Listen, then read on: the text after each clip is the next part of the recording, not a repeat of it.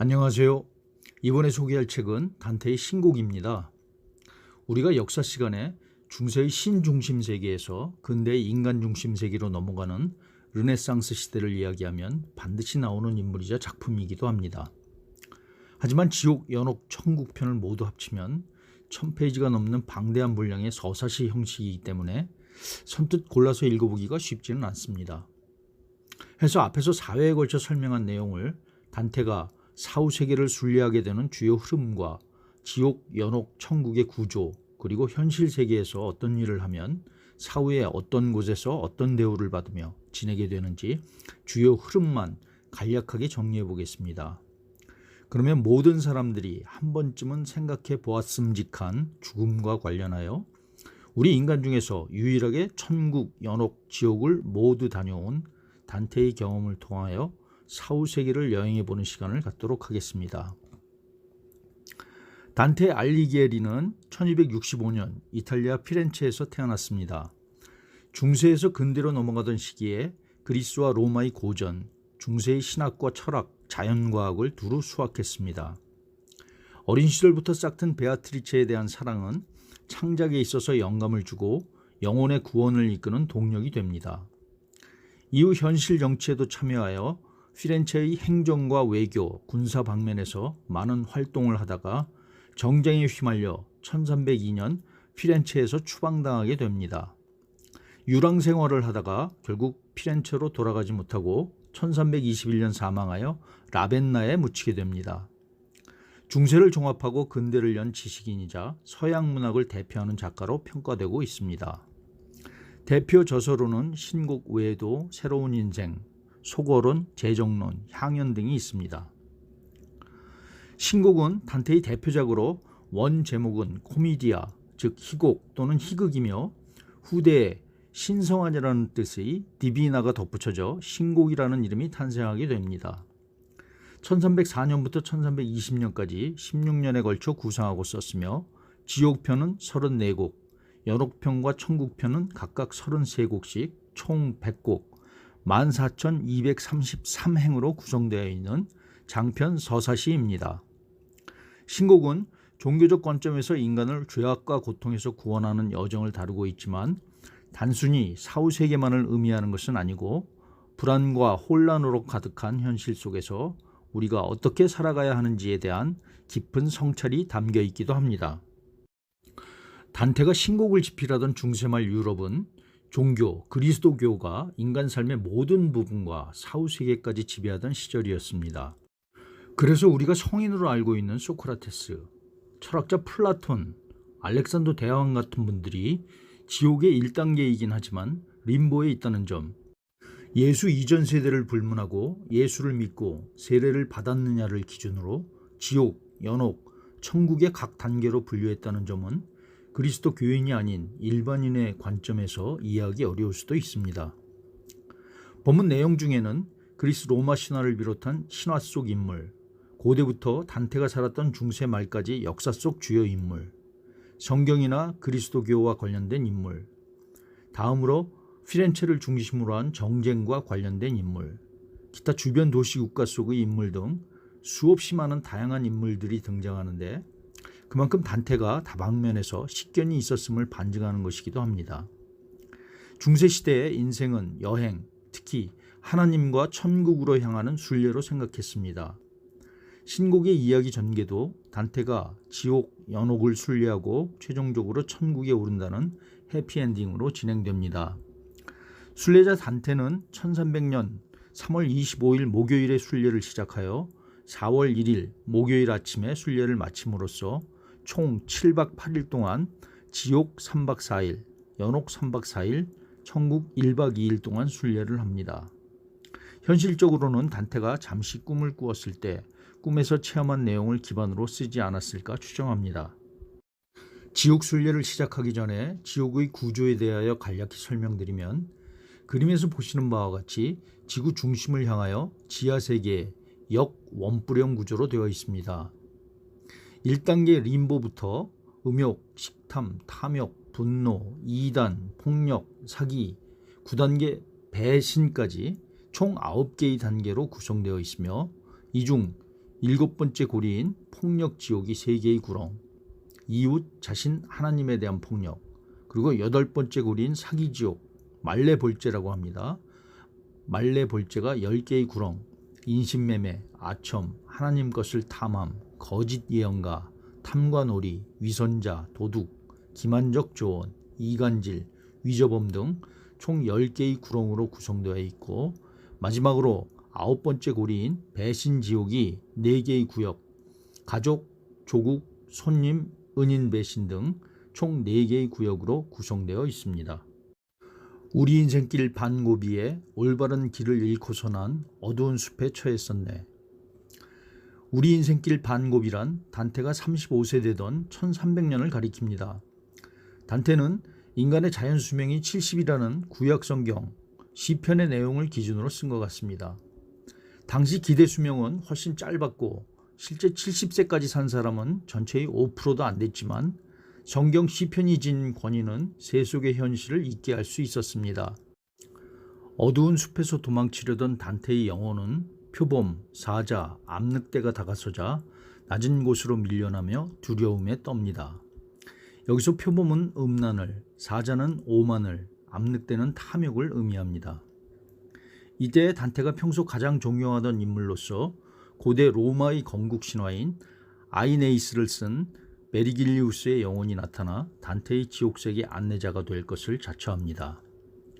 지옥편 2곡 94행에서 120행까지에서는 천국의 성모 마리아가 성녀 루치아에게, 루치아가 베아트리체에게, 베아트리체가 최종적으로 메르길리우스에게 단테의 안내를 해주도록 부탁하는 과정을 설명하고 있습니다. 이렇게 지옥의 1단계 림보에 있던 베르길리우스의 영혼은 천국에 있던 베아트리체의 영혼의 부탁으로 단테의 지옥세계 순례를 안내하게 됩니다. 두 사람은 지옥의 문을 지나고 아케론이라 불리는 지옥의 강을 건너 지옥의 1단계, 첫 번째 고리죠, 림보에 도착합니다. 그곳에서 단테는 우리가 성인이라고 꼽는 소크라테스나 위대한 시인 호메로스 같은 분들의 영혼을 보게 됩니다. 단지 예수 이전에 태어나 예수를 모르고 세례를 받지 못했다는 이유로 이곳에 있게 됩니다. 좀 불합리하죠? 그런데 더한 점은 아담이나 노아, 모세, 아브라함, 다윗, 야곱, 이삭, 라헬 등 예수 이전의 구약 성경에 나오는 주요 인물들은 예수가 직접 지하세계로 내려와 구원을 해 천국으로 옮겨갔다는 점입니다. 단테와 안내자는 첫 번째 고리 림보에서 두 번째 고리 음욕의 지옥으로 내려갔다. 요즘 상식으로 단테가 분류한 범죄의 경중과 그에 따른 형벌의 강도가 비례하는 것 같진 않지만 지하로 더 깊이 내려갈수록 중범죄입니다. 그곳의 형벌에 대한 묘사를 본문 내용을 그대로 인용해 보면 모든 빛이 침묵에 잠기는 곳, 맞부딪히는 바람들이 싸우는 전쟁터, 폭풍이 휘몰아치는 바다가 으르렁거리는 곳, 쉴 새 없이 불어대는 지옥의 태풍은 영혼들을 휘둘러 회초리로 몰아세우며 괴롭히고 있었다. 음욕의 죄를 지은 인물로 세미라미스가 있습니다. 그녀는 아시리아의 니누스 황제의 아내였는데 니누스가 죽자 정권을 이어받아 페르시아와 아프리카까지 지배할 정도의 여걸이었지만 정욕이 너무 강해 음란을 합법화했던 여인입니다. 그 밖에도 트로이 전쟁의 직접적인 원인이 되었던 헬레네와 파리스 왕자, 트로이 전쟁 영웅 아킬레우스, 클레오파트라의 영혼이 이곳 음욕의 지옥에 있는 것으로 묘사됩니다. 마지막으로 프란체스카라는 여인의 사연을 듣다가 단테는 감정적으로 혼란을 느껴 의식을 잃게 됩니다. 단테가 의식을 다시 찾고 보니 주위에는 온통 새로운 고통을 받는 새로운 죄인들이 보인다. 나는 세 번째 고리에 있다. 이곳은 무겁고 차가우며 혹심한 영겁의 비가 내리는 곳이다. 이 비의 법칙과 성격은 결코 변하지 않는다. 거대한 우박과 구정물이 눈과 뒤섞여 어두운 하늘에서 쏟아져 내리고 흠뻑 젖은 대지는 지독한 냄새를 뿜어낸다. 잔인하고 섬뜩한 짐승 케르베로스가 거기에 잠긴 사람들을 향해 세 개의 아가리로 개처럼 찢어댄다. 피를 토할 듯 이글거리는 눈, 거무튀튀한 덥수룩한 수염, 널찍한 배와 날카로운 발톱, 그놈은 영혼들을 핥히고 뜯어 조각조각 찢어 발긴다. 식탐의 지옥에서 만난 인물로 단테는 치아코라는 피렌체 출신의 영혼을 소개합니다. 단테 일행은 지옥의 네 번째 골이 탐욕의 지옥으로 내려갑니다. 여기서 탐욕은 재물에 대한 탐욕입니다. 이곳에서 단테는 더 많은 영혼들을 보게 되는데 그만큼 탐욕의 죄를 짓는 인간들이 많다는 의미겠죠. 왜 그렇게 모으기만 하지? 왜 쓰기만 하는 거야? 그들은 거친 말을 되풀이하면서 음침한 고리를 한쪽에서 다른 쪽으로 어두운 원을 그리며 맴돌고 있었다. 그들이 서로 마주칠 때는 몸을 돌려 자기가 걸었던 길로 되돌아가 다른 쪽에 이르곤 했다. 단테는 세 번째 고리 식탐보다 네 번째 고리 탐욕을 더 중죄로 분류하면서 형벌은 더 가벼워 보입니다.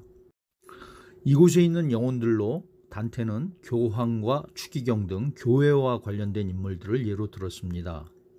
중세시대 그들은 특권 계층이었고 재물을 탐할 소지가 일반인보다 많았겠죠.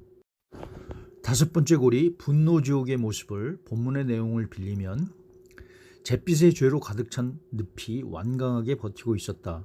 그 이름은 스틱스였다. 그 늪에서는 진흙에 덮여 뒹굴고 있는 사람들이 보였다.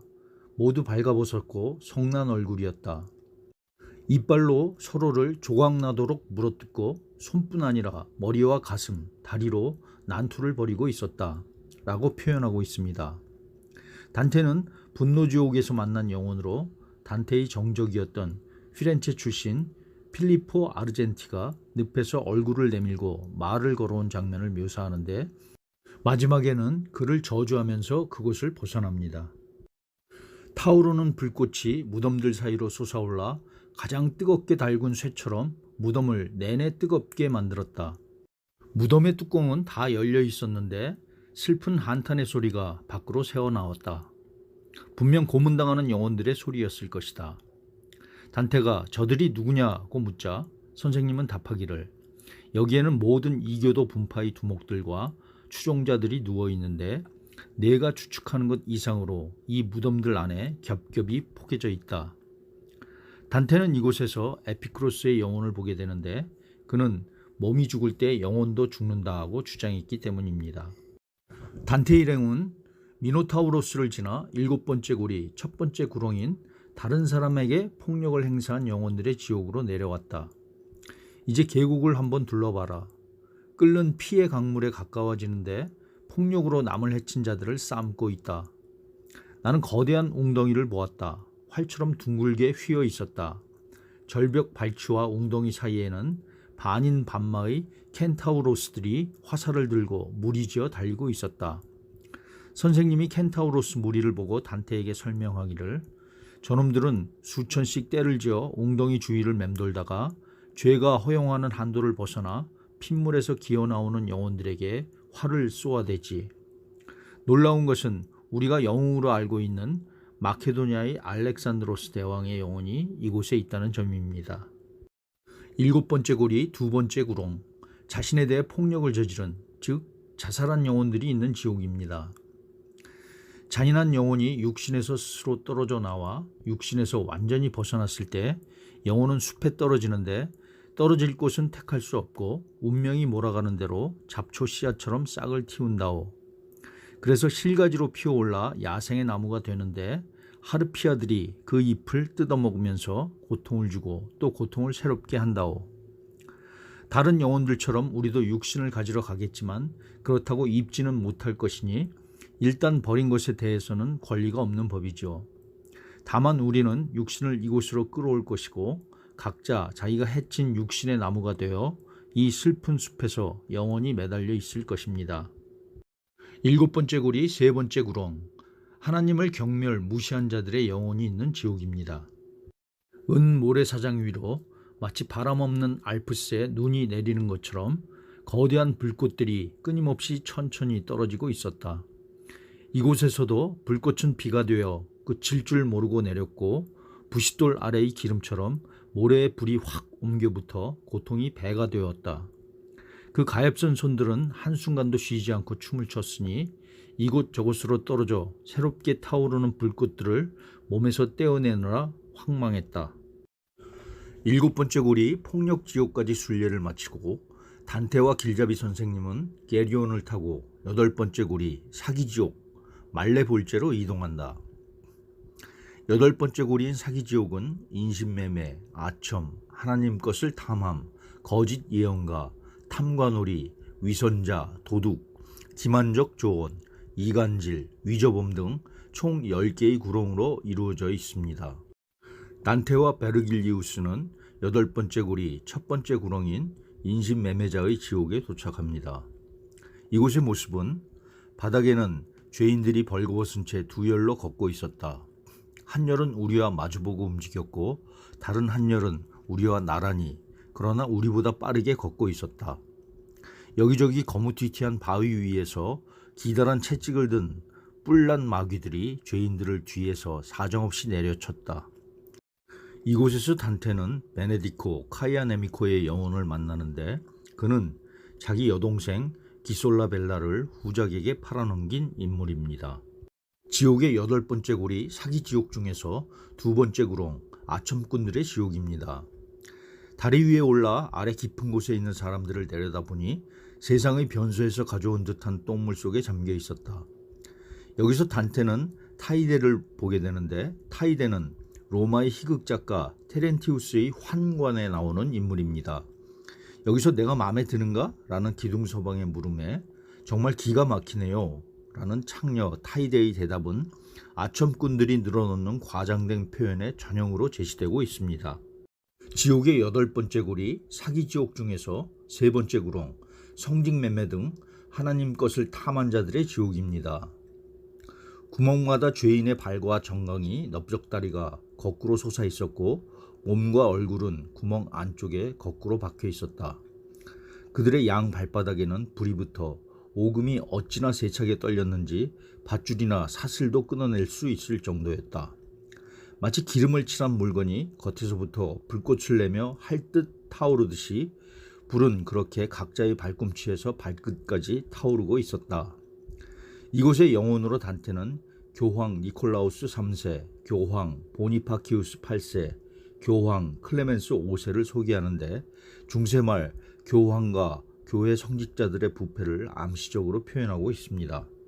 지옥의 여덟 번째 굴이 사기지옥 중에서 네 번째 구렁 거짓 예언가, 점쟁이, 연금술사, 마법사들의 지옥입니다.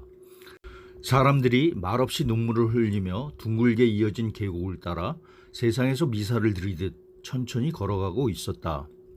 그들의 얼굴은 등을 향해 돌아가 있고 그에 따라 앞을 볼 수가 없기에 뒷걸음치며 걸어야만 했다. 이곳의 영혼들로 단테는 암피아라우스, 테이레시아스 등 몇몇 예언가, 마법사, 점성술사들의 이야기를 소개한다. 지옥의 여덟 번째 굴이 사기지옥 중에서 다섯 번째 구렁 탐관오리들의 지옥입니다. 그곳은 진한 역청이 아래에서부터 부글부글 끓어올라 구렁의 양벽을 온통 새카맣게 칠하고 있었다. 나는 역청 속에서 불에 타는 자들의 온갖 모습들을 보고 싶었다. 역청의 고통을 줄이려고 죄인들 중 어떤 자는 등을 내보이다가 번개처럼 다시 역청 속으로 숨어들었다.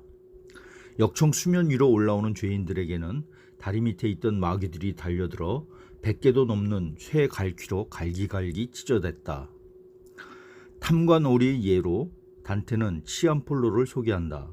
치안폴로와 마귀들과의 해프닝이 있은 후 단테 일행은 자신들을 쫓는 마귀들을 뿌리치고 다음 고리로 도망친다. 지옥의 여덟 번째 굴이 사기지옥 중에서 여섯 번째 구렁 타락한 수도사, 위선자들의 지옥입니다. 그들은 눈까지 내려덮는 모자가 달린 망토를 입고 있었는데 그 모양이 쾰른의 수도사들이 입었던 옷과 흡사했다. 겉은 사람을 현혹할 정도로 화려한 금빛이었지만 안은 완전히 나비여서 굉장히 무거웠다. 이곳의 영혼으로 단테는 볼로냐 출신의 향락을 즐기는 교단 수도사였던 카탈라노와 로데링고를 소개한다. 지옥의 여덟 번째 굴이 사기지옥 중에서 일곱 번째 구렁 도둑들의 지옥입니다.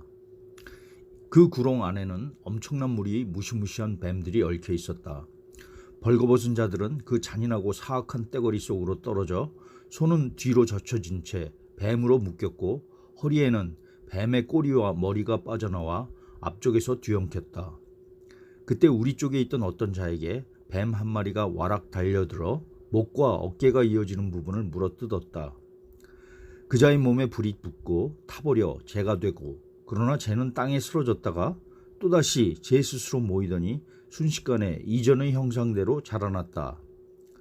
단테는 이곳의 영혼으로 제의실에서 성물을 훔쳤던 만니푸치를 소개한다. 지옥의 8번째 굴이 사기지옥 중에서 8번째 굴은 기만적 조언을 한 자 또는 교사범들의 지옥입니다. 수많은 불꽃이 8번째 구렁을 샅샅이 비추고 있었다. 길잡이는 정신을 반짝 차리고 있는 나를 보고 말했다. 저 불꽃 속에는 망령들이 있다. 그들은 자기들을 태우는 불에 휘말려 있다. 단테는 한 불꽃 안에 둘이 같이 있던 오디세우스와 디오메데스를 소개합니다. 호메로스의 일리아드와 오디세이에 나오는 트로이 전쟁 영웅 오디세우스 같은 의외의 인물이 단테의 신곡에서는 지옥에 있습니다. 지옥의 8번째 굴이 사기지옥 중에서 9번째 굴은 이간질, 불화와 분열을 조장한 자들의 지옥입니다. 그곳의 영혼 중 턱부터 방귀 뀌는 곳까지 찢어진 어떤 자를 보았는데, 두 다리 사이에 창자가 매달려 있고 내장이 드러났으며 먹은 것을 똥으로 만드는 축 처진 주머니도 나타났다. 그들 바로 뒤에는 마귀 하나가 대기하고 있다가 그들이 열을 지어 고통의 길을 한 바퀴 돌면 그들 하나하나에게 칼을 휘둘러 또다시 갈기갈기 찢어 놓는다. 그 마귀에게 입은 상처는 그들이 길을 돌아 그 마귀 앞을 다시 지나기 전에 아물어 버린다. 그들 중에는 자신의 잘린 머리를 초롱불처럼 양손으로 받쳐들고 있는 영혼도 있었다. 단테는 이곳의 영혼으로 무함마드, 알리, 그리고 구약에 나오는 아히도벨을 소개합니다. 무함마드는 이슬람교를 창시하여 종교를 분열시킨 이유로, 알리는 이슬람교 내에서 종파를 분리시킨 연유로 이곳에 있는 것이었습니다. 지옥의 8번째 굴이 사기지옥 중에서 마지막 10번째 굴은 위조범들의 지옥입니다. 단테는 위조범을 사기 중에서도 가장 사악한 중죄에 해당하는 것으로 분류했습니다. 이곳의 영혼들은 이 어두운 계곡에서 더러는 배를 깔고 더러는 서로의 등을 베고 눕고 또 더러는 고달픈 길을 고통스럽게 엉금엉금 기어다녔다. 이들 영혼들은 미칠 듯이 가려워도 다른 방도가 없는 가려움증 환자처럼 몸부림치면서 손톱으로 제 몸을 핥히고 있었다. 그리고 손톱으로 상처의 딱지들을 긁어 떼어냈다. 단테는 이곳의 영혼으로 로메나의 정치인들과 공모하여 위조 화폐를 만들었던 아다모의 망령을 소개한다. 단테 일행은 8번째 굴이 사기지옥의 10개 구렁을 모두 통과합니다. 그리고 거대한 거인들이 하반신은 호수 아래 얼어붙어 있고 상반신만 수면 위로 모습을 드러내는 코키토스 호수에 이릅니다. 그곳에서 거인 안타이오스의 도움을 받아 지옥의 마지막 고리인 배신지옥의 첫 번째 구역 카이나에 도착합니다. 카이나는 가족, 친족을 배신한 자들이 가는 지옥입니다. 호수의 얼음 속에 갇힌 영혼들이 부끄러움이 먼저 드러나는 얼굴까지 추위로 낯빛이 되어 황새의 입놀림처럼 이를 부득부득 갈고 있었다. 모두가 고개를 푹 숙이고 있었으며 입에서는 추위가, 눈에서는 슬픈 마음이 드러나고 있었다. 이곳의 영혼으로 단테는 아소왕 사례를 음모하다 발각되어 왕의 창에 가슴을 뚫린 조카 모드렛 등 가족이나 친족을 배신한 몇몇 망령을 소개합니다. 단테 일행은 지옥의 마지막 고리이자 9번째 고리인 배신지옥의 2번째 구역 안테노라에 도착합니다. 안테노라는 단체, 국가를 배신한 자들이 가는 지옥입니다. 이곳에서 단테는 자신을 밝히지 않으려는 한 망령의 머리채를 움켜쥐고 한 움큼 뽑아버리는 해프닝을 겪는다. 단테는 테사우로 등 국가를 배신한 몇몇 인물들을 소개한다. 단테 일행은 9번째 고리인 배신지옥의 3번째 구역 프톨레메오에 도착합니다. 프톨레메오는 손님을 배신한 자들이 가는 지옥입니다. 어느 구멍에선가 얼어붙어 있는 두 망령을 보았다. 한 망령의 머리가 다른 망령의 모자가 되어 있었다. 배가 고파 빵을 개걸스럽게 씹어먹는 것처럼 위에 있는 자가 밑에 있는 자의 머리와 목이 맞붙는 곳을 쉴 새 없이 이빨로 깨물고 있었다. 그 두 망령은 우골리노 백작과 루지엘이 대주교였다. 우골리노 백작은 루지엘이 대주교에게 속아 아들, 손자들과 함께 갇혀 있는 동안 굶주림으로 자식들의 시신을 먹게 된 괴로운 사정을 폭로하며 한탄한다. 단테 일행은 지옥의 마지막 고리이자 9번째 고리인 배신지옥의 마지막 4번째 구역 주데카에 도착합니다. 주데카는 자기 은인을 배신한 자들이 가는 지옥입니다. 이곳은 원래 천국의 천사였으나 자기를 만들어준 분께 눈썹을 치켜 세운 죄로 지옥 세계로 내쳐진 루키페르가 지키는 곳입니다. 3개의 머리, 거대한 2 날개를 지닌 모습으로 3개의 입에는 카시우스, 시저를 배신한 브루투스, 그리고 예수를 배신한 가룟 유다가 물려 있었다. 단테 일행은 루키페르의 몸을 타고 내려가 지구 중심을 지나 루키페르가 지구로 내던져질 때 지구 중심까지 관통함으로써 생긴 작은 동굴을 통해 지옥을 벗어나게 되고 지구 반대편 남반구의 한 섬 연옥 정죄산에 이르게 된다. 이렇게 해서 단테 일행은 지옥 순례를 모두 마치고 연옥 여행을 시작합니다. 연옥에 오게 된 속죄자들은 자신의 죄를 깊이 성찰함으로써 정화될 수 있는 기회를 얻습니다. 그들의 죄는 오랜 기간이 필요하긴 하지만 용서받을 수 있는 것이어서 속죄가 끝나게 되면 지상 낙원에 도달해 천국으로 갈 수 있게 됩니다. 이 부분이 영원히 지하에서 죄값을 치러야 하는, 그래서 그곳을 벗어날 수 없는 지옥과 크게 다른 점입니다. 또 하나 연옥과 지옥의 큰 차이는 같은 죄를 지어도 세례를 받고 예수를 믿고 회개를 하면 연옥으로 가고 그렇지 않은 자는 지옥으로 가게 됩니다. 예컨대 같은 탐욕의 죄를 지어도 세례를 받고 그리스도교를 믿었던 자는 연옥으로, 믿지 않았던 자는 지옥으로 떨어지게 됩니다. 특정 종교를 기준으로 사후에 어마어마한 차이를 보인다는 것이 다소 불합리하다고 생각할 수 있지만 단테가 신곡을 쓴 중세 유럽임을 고려한다면 이해할 수 있는 부분입니다. 지옥 세계에 이어 연옥까지도 베르길리우스가 순례자 단테를 안내합니다. 연옥 여행을 시작하기 전에 연옥의 구조에 대해 간략히 말씀드리겠습니다. 그림에서 보시는 바와 같이 연옥도 몇 개의 원형 구역, 본문에서는 둘레라고 표현합니다. 몇 개의 원형 구역의 층으로 나뉘어 있으며 지옥과는 반대로 지상의 산, 본문에서는 정죄산이라고 합니다. 지상의 산과 같이 하늘을 향해 원뿔형 구조로 되어 있습니다. 교만, 질투, 분노, 나태, 탐욕, 탐식, 색욕 등 총 7개의 둘레로 구성되어 있으며 맨 아래 전 연옥과 맨 위층에 지상낙원, 에덴 동산이 있습니다. 연옥에 있는 영혼들은 오로지 참회와 기도를 통해 구원을 얻고자 합니다. 그런데 중세의 카톨릭 전통에 따르면 이승의 사람들이 그들을 기억하고 그들을 위해 기도하면 그들이 벌받는 기간이 단축되고 구원의 시간이 빨리 온다고 믿었습니다. 그래서 단테가 연옥을 순례하다 만난 수많은 영혼들이 모두 단테가 현세로 돌아가면 그 영혼들과 가까웠던 이들에게 그 영혼들을 위해 기도해 주도록 전해달라는 부탁을 받습니다. 부탁할 사람이 없는 영혼은 단테에게 기도해 달라고 부탁합니다.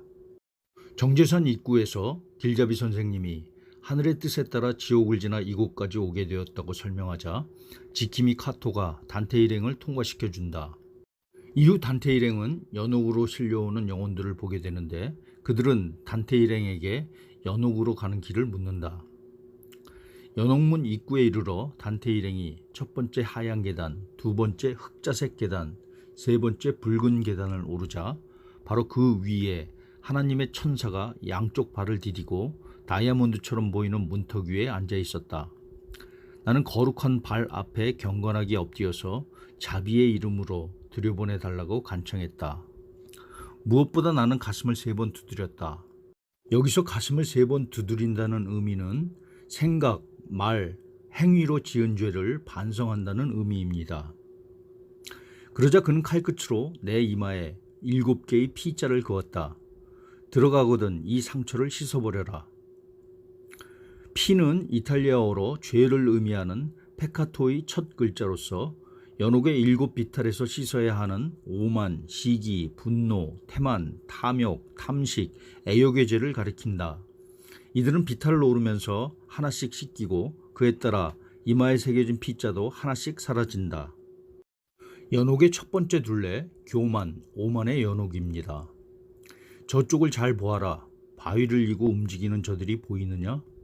하나하나가 가슴을 치며 후회하는 것이 보이느냐? 단테는 파리에서 세미르와의 대가로 알려졌던 오데리시의 영혼을 소개하고 그 밖에도 팀브라이오스, 그리스 신화에서 아폴론입니다. 팔라스, 그리스 신화에서 미네르바입니다. 니무롯, 바벨탑을 세우려고 했던 인물입니다. 그 밖에 니오베, 사울, 아라크네, 르호보암, 알크마이온, 사네립, 홀로페르네스 등 성격이나 신화에 나오는 수많은 교만했던 자들을 소개한다. 연옥의 두 번째 둘레, 시기, 질투의 연옥입니다. 그곳의 영혼들이 걸친 옷은 초라하기 짝이 없었다. 서로의 머리를 서로의 어깨에 의지하였고 모두가 절벽에 기대어 있었다. 장님은 태양을 즐길 수 없는 것처럼 이곳의 망령들에게 하늘의 빛은 그 광휘를 허락하지 않으려는 듯 날아가지 않도록 길들이는 새로 포획된 야생의 매처럼 그들의 눈썹은 모조리 철사로 뚫려 꿰매져 있었다. 단테는 이곳의 망령으로 사피아, 귀도 델 두카, 리니에리를 소개합니다. 연옥의 세 번째 둘레, 분노의 연옥입니다. 지옥의 어둠이라도 혹은 검은 구름이 자욱하게 낀 불모의 하늘 아래 모든 별이 힘을 잃은 밤의 어둠이라도 우리 주위에 쏟아져 내리는 그 연기처럼 내 얼굴을 두꺼운 장막으로 감싸지는 않았을 것이며 그렇게 힘겹고 거칠지는 않았을 것이다. 그 어둠은 눈을 뜬 채 견뎌내기가 몹시 어려웠다. 단테는 이곳에서 망령 마르코와 세상의 미덕이 사라지고 온통 사악함으로 뒤덮이게 된 원인에 대해 토론한다. 연옥의 네 번째 둘레, 나테의 연옥입니다. 이곳의 영혼들은 선을 사랑했으나 태만하여 이행하지 못하고 여기서 다시 추구하는 거야. 한때 나태했던 노적기를 이제 열심히 하는 것이란다.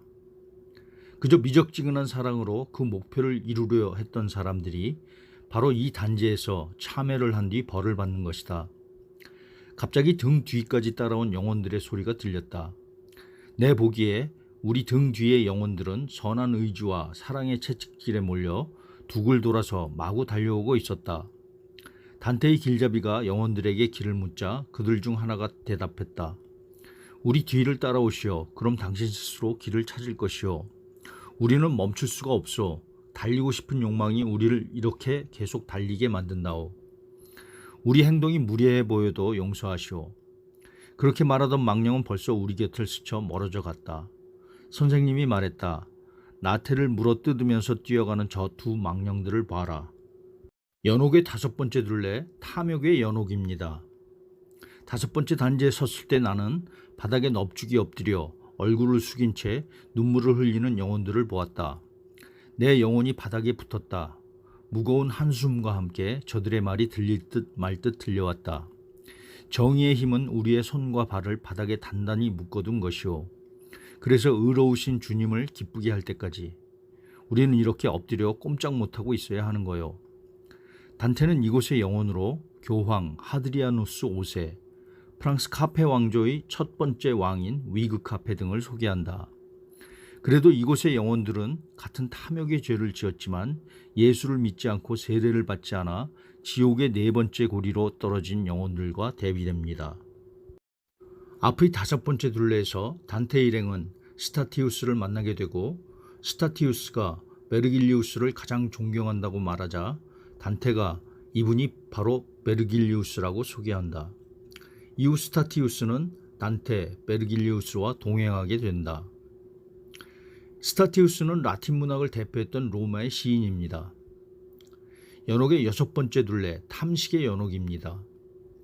지옥에서 세 번째 골이 탐식이, 네 번째 골이 탐욕보다 아래의 단계였고 연옥에서도 다섯 번째 둘레 탐욕이 여섯 번째 둘레 탐식보다 아래 단계에 있습니다. 단테 일행을 지나친 망령들의 눈에는 기미가 검게 들여워졌고 머리는 푹 꺼졌으며 얼굴은 파리했는데 몸은 말라 비틀어져 뼈가 살갗을 뚫고 나올 듯 했으니 과일이나 샘의 향기 말고 어떤 것이 그들의 탐식을 이렇게 시들게 했는지 이유를 모르는 자라면 아무도 믿지 않을 것이었다. 여기 있는 이들은 지나치게 목구멍에 즐거움을 줬다가 이렇게 울고 노래하면서 갈증과 허기를 겪으며 죄를 씻고 있네. 단테는 과거 자신의 친구였던 포레스의 영혼을 소개한다. 연옥의 마지막 7번째 둘레, 음욕의 연옥입니다. 새로운 무리가 소돔과 고모라라고 외치면 다른 무리는 황소를 꿰어 제 음욕에 채우려 파시파이가 암소 안에 들어가네 라고 외쳤다. 그렇게 여기서도 한 무리는 가고 한 무리는 오면서 눈물을 흘리며 그들의 징벌에 맞는 외침과 찬송을 되풀이했다. 소돔과 고모라는 구약성경 창세기에 나오는 죄악의 도시로 알려져 있다. 네피림이라는 서로 인간관계를 상관하지 않는 성관계의 난무와 동성애로 인하여 하나님의 심판을 받아 망하게 된다. 파시파이는 크레타의 미노스 왕의 아내였다. 포세이돈은 미노스에게 제물로 바칠 황소를 보냈다. 미노스가 이를 하찮게 여기고 가축 우리에 넣어두자 포세이돈은 복수를 하려고 파시파이가 황소의 색정을 품도록 만들었다. 그녀는 다이달로스에게 나무로 암소의 형상을 만들어 달라고 해서 그 안에 들어가 황소와 정을 통했다. 그 결과 반은 황소에 반은 인간인 미노타우로스가 태어났다. 수간이죠. 미노타우로스는 지옥편 12곡 13행에서 크레타의 치욕으로 그리고 25행에서 나옵니다. 재미있는 것은 단테는 동성애가 수간과 견줄 만큼 사악한 것으로 표현했습니다. 단테 일행은 마침내 정죄산의 꼭대기에 이르게 되고 그곳에는 지상 낙원인 에덴 동산이 있었다. 단테가 에덴 동산의 숲속을 거니는 동안 하나님의 사절을 영접하게 되고 단테의 영원한 사랑, 영혼의 구원자인 베아트리체를 만나게 된다. 단테가 베아트리체와 하나님의 사절의 정신을 빼앗긴 동안 지금까지 지옥과 연옥을 안내하며 동행해준 베르길리우스는 홀연히 단테를 떠난다. 단테는 베아트리체를 따라 죄의 기억을 지우는 레테 강물을 마시고 또 마텔다를 따라 온갖 선행의 기억을 회복할 수 있는 에우노의 강물도 마신 후 베아트리체와 천국으로 오를 준비를 마친다. 지옥세계에 이어 연옥까지도 베르길리우스가 순례자 단테를 안내했지만 천국부터는 단테의 평생의 연인 베아트리체가 안내를 합니다. 단테가 지옥과 연옥에서 보낸 기간은 각각 3일이지만 천국에서는 하루만 보내게 됩니다. 아직 세상에 있다고 생각하는 듯한 그대여, 번개가 내리치는 것도 그대가 천국으로 오르는 것처럼 빠르지는 않을 거예요. 이상하게 여기지 마세요. 그대가 날아오르는 것은 산에서 밑으로 흘러내리는 물과 전혀 다르지 않아요. 천국은 옛 유럽인들의 믿음에 따라 지구를 둘러싸고 있는 여러 겹의 하늘로 이루어져 있습니다. 각각의 죄에 따라 벌을 받는 지옥과 연옥처럼 천국에서도 각각의 선에 따라 행복을 누리고 있습니다. 사실 천국의 모든 영혼은 지구촌에 살고 있지만 축복의 여러 계층을 설명하고자 구분해 놓았을 뿐입니다.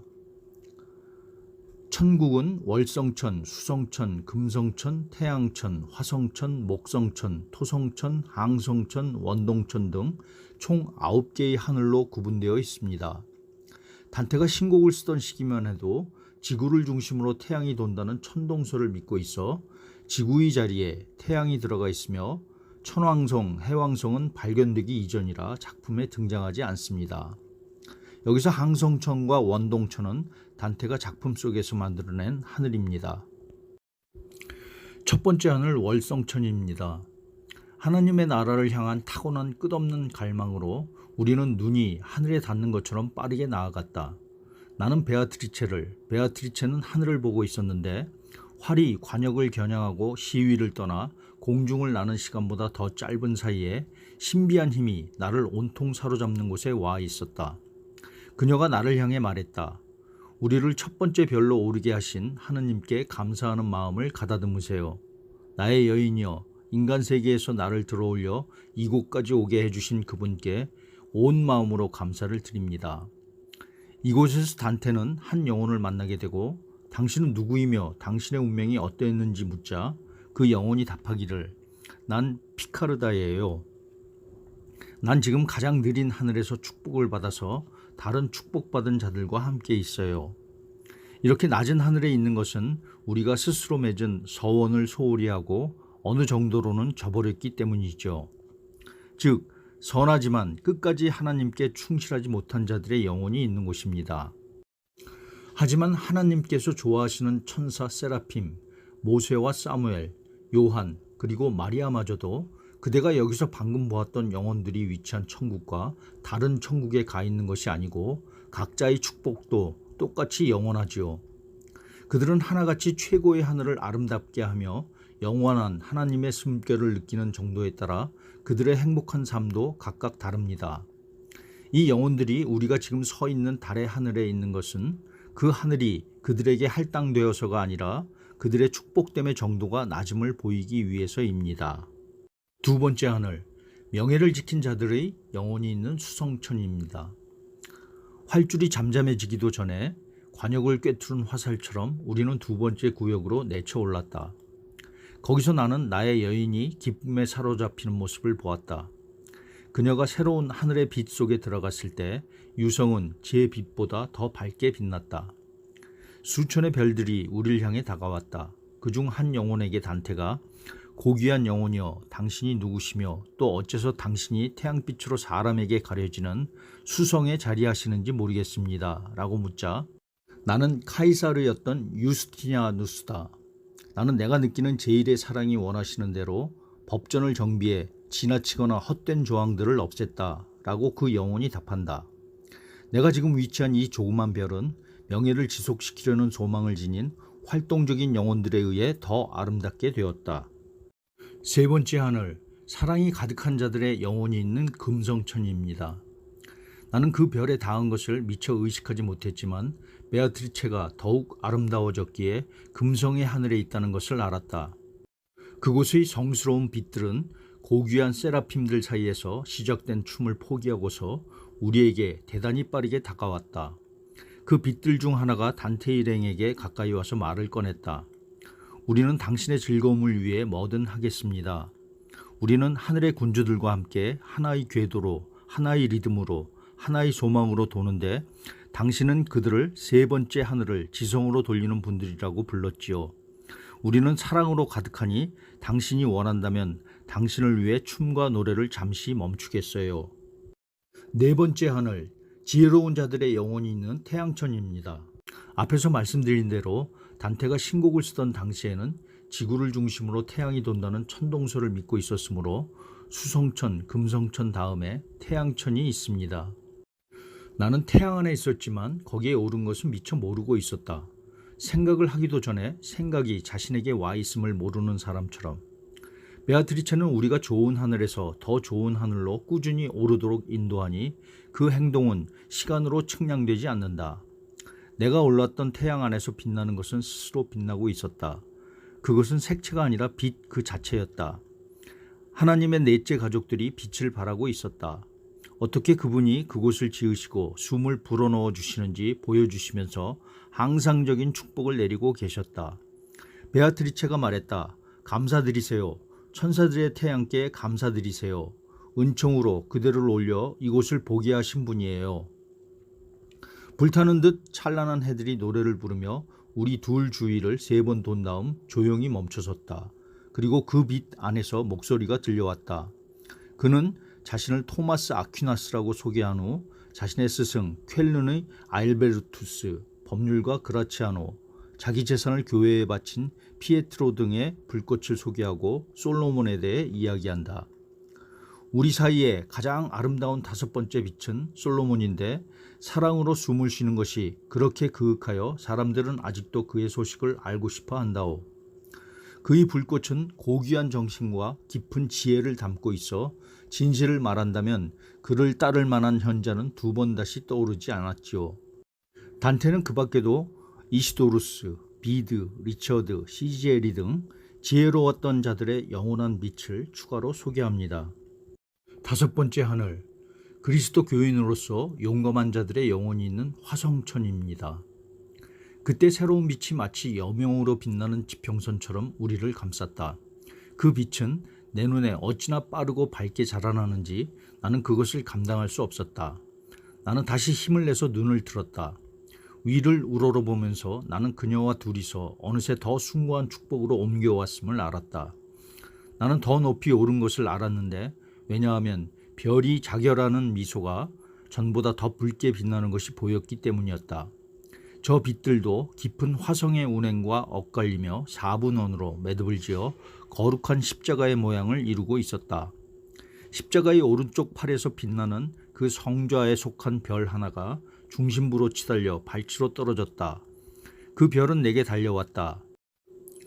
그는 단테의 조상인 그리스도교인 카치 아귀다의 영혼이었다.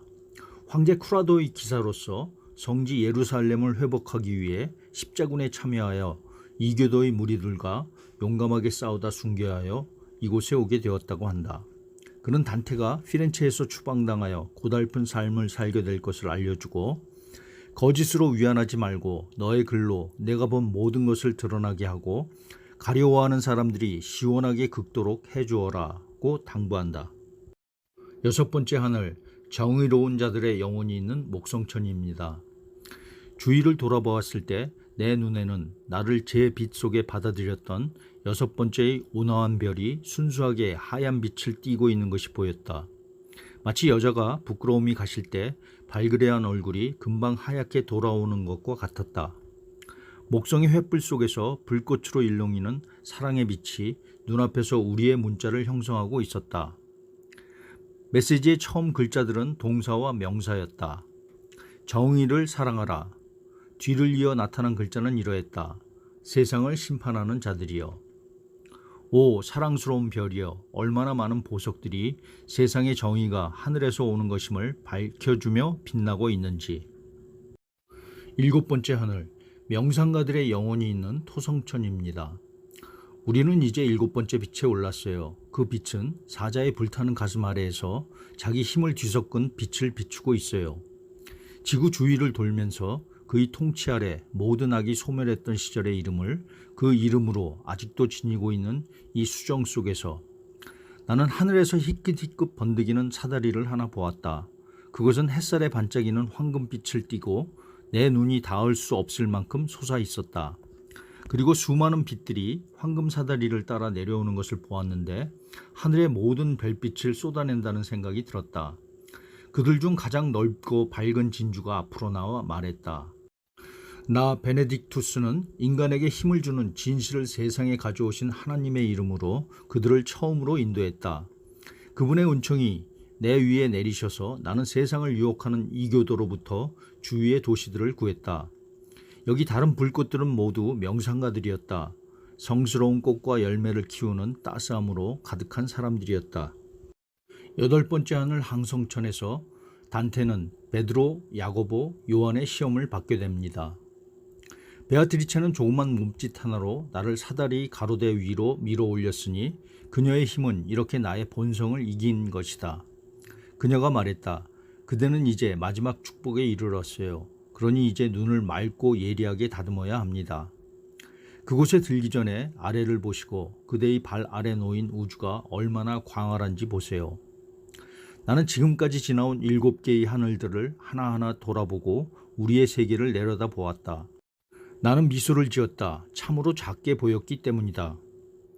항성천에서 단테는 그리스도와 성모 마리아를 영접한 후 베드로로부터 믿음에 대한 시험을, 야고보로부터 소망에 대한 시험을, 요한으로부터 사랑에 대한 시험을 받고 그들을 흡족시키며 통과한다.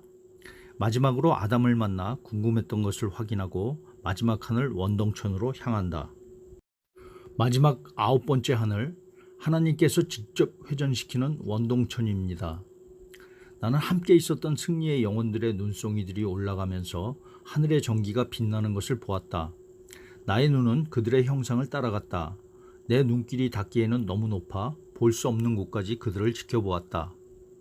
바라보는 것만으로 내게 생긴 힘이 레다의 포근한 둥지에서 가장 빠르게 돌아가는 원동천으로 나를 밀어 올렸다. 베아트리체가 말했다. 중심은 가만히 두고 다른 모든 것들을 돌려주는 우주의 본성은 바로 여기서 출발하니 모든 하늘들은 원동천을 중심으로 돕니다. 원동천은 하나님의 정신 안에 담겨 있을 뿐 다른 어떤 곳에 있는 것도 아닌데 그 정신에서 원동천을 돌리는 사랑의 힘이 타오르기 때문이지요. 이 하늘은 주위를 도는 빛과 사랑에 담겨 있고 동시에 나머지를 담고 있으니 어떻게 그러한지는 그들의 둘레를 이루는 하느님만이 알고 계십니다. 지금까지 나는 천국의 전반적인 형태를 재빨리 둘러보았지만 어느 한 곳이고 확실하게 본 적은 없었다. 그래서 새롭게 불붙은 알고 싶은 소망에 나는 내 정신이 아직 충분히 이해하지 못하는 것들을 물어보려 나의 여인에게 몸을 돌렸다. 그때 본 것은 기대했던 것이 아니었다. 베아트리체를 보리라 생각했건만 내 눈에 들어온 사람은 하늘의 성인들의 옷을 입은 한 노인이었다. 나는 그에게 그녀는 어디 있습니까? 하고 물었다. 그러자 그가 대답했다. 너의 소원을 풀어주라고 베아트리체가 나를 보냈다. 눈을 들어 맨 위층에서부터 세 번째 둘레를 보면 거기에 자신의 공덕으로 마련된 옥좌에 앉은 그녀가 보일 것이다. 나는 아무 말 없이 눈을 들어 그녀가 앉은 모습을 보았다. 그녀는 영원한 빛을 반사하면서 면류관을 이루고 있었다. 가능한 모든 길들로 모든 수단들을 사용하여 당신은 나를 속박에서 자유로 이끌었습니다. 당신은 모든 것을 이루는 힘을 지녔습니다. 당신의 큰 사랑을 내 안에 간직하여 당신이 치료해준 나의 영혼이 육신에서 노연할 때 당신에게 기쁨이 되게 하소서. 이렇게 기도하자 멀리 있던 혹은 멀리 있는 듯 보였던 그녀는 나를 바라보고 미소를 지었다. 그리고 영원한 빛으로 다시 돌아갔다. 그러자 거룩한 노인이 말했다. 내가 여행을 완벽하게 성취하도록 거룩한 사랑과 기도가 나를 보내셨다. 나는 언제나 하늘의 여왕을 향한 사랑의 불로 타오르는 충실한 베르나르이기에 그분은 우리에게 온갖 은총을 베푸실 것이다. 그리고 베르나르가 말했다. 가장 높은 테두리들을 올려다보아라. 그리고 이 왕국을 주관하시고 왕국의 충성을 받으시는 여왕께서 좌정하신 모습을 바라보아라. 마리아의 발치에는 이브가, 그리고 셋째 층에는 라헬과 베아트리체가, 그 아래에는 단테의 증조모와 사라, 리브가, 유딧이 자리하고 있었다. 계속해서 베르나르는 천국 옥좌의 서열에 대해 단테에게 설명해 줍니다. 단테는 거룩한 기도를 시작했다. 아, 인간의 지성이 다다르지 못할 지고의 빛이시여, 당신의 조그만 부분이라도 내 마음에 다시 더하셔서 미래의 사람들에게 남길 수 있도록 당신의 영광에 단 한순간 불티라도 포착할 정도의 힘을 나의 혀에 주소서. 그렇게 나의 정신에 잠시라도 돌아오고 나의 시에서 비슷하게나마 울리면 당신의 승리는 사람들에게 더 드러나는 까닭입니다. 감히 영원한 빛을 응시하도록 허락하신 풍요의 은총이시여, 저의 눈은 그 빛 속에서 저 가능성의 끝까지 도달했습니다. 나는 그 깊숙한 곳에서 보았다. 우주의 조각조각 흩어진 것이 한 권의 책 속에 사랑으로 묶인 것을. 이렇게 천국을 모두 둘러보고 천국에서 본 것들 그리고 깨달은 것들을 세상에 돌아가 사람들에게 잘 전달할 수 있게 해달라고 기도하면서 단테의 천국행 여행을 마무리하게 됩니다. 마지막으로 길게 설명드린 지옥, 연옥, 천국의 구조를 간략히 비교해 보겠습니다. 보시는 바와 같이 지옥은 지하를 향한 역원뿔형 구조로 되어 있습니다. 첫 번째 고리 림보부터 아홉 번째 고리 배신지옥까지 총 9개의 고리로 구성되며 고리별 죄의 유형, 그곳에 있는 영혼들이 누구인지는 관련 부분을 참고하시기 바랍니다. 연옥은 지옥의 맨 마지막 단계를 뚫고 지구 중심을 관통하여 반대편 남반구 어딘가에 있습니다. 지옥과는 반대로 하늘을 향해 원뿔형 구조로 되어 있습니다. 첫 번째 둘레 교만부터 일곱 번째 둘레 유교까지 총 7개의 둘레로 구성되며 둘레별 죄의 유형, 그곳에 있는 영혼들이 누구인지는 관련 부분을 참고하시기 바랍니다. 천국은 지구를 둘러싼 층층의 하늘로 구성되어 있습니다. 첫 번째 하늘 월성천부터 수성천, 금성천, 태양천, 화성천, 목성천, 토성천, 항성천, 원동천의 9개의 층의 하늘로 지구를 덮고 있습니다. 하늘별 선행의 종류, 그곳에 있는 영혼들이 누구인지는 관련 부분을 참고하시기 바랍니다. 이상으로 단테의 신곡, 지옥편, 연옥편, 마지막으로 천국편을 모두 마치고 다음 시간에는 또 다른 양서를 선정해서 읽고 정리해 보겠습니다. 긴 시간 봐주셔서 감사합니다.